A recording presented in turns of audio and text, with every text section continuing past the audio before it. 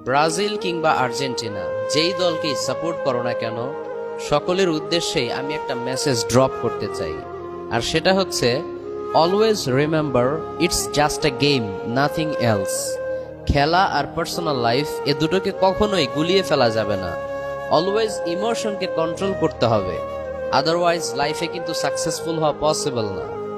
খেলাধুলা হচ্ছে এন্টারটেনমেন্ট বা বিনোদনের একটা মাধ্যম, বাট এটাকে যদি আমরা ঝগড়ার মাধ্যমে রূপান্তর করি, তাহলে কিন্তু আলটিমেটলি লস আমাদের প্রত্যেকেরই হচ্ছে।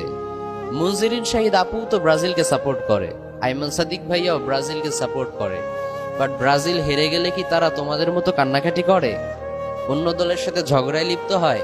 কখনোই তাদেরকে এগুলো করতে দেখবে না। এর কারণ তাদের একটা নিজস্ব লাইফের পারপোজ আছে, তাদের একটা লাইফের উদ্দেশ্য আছে। তাদেরকে মানুষ এই দলকে সাপোর্ট করার কারণে রেসপেক্ট করে না, তাদেরকে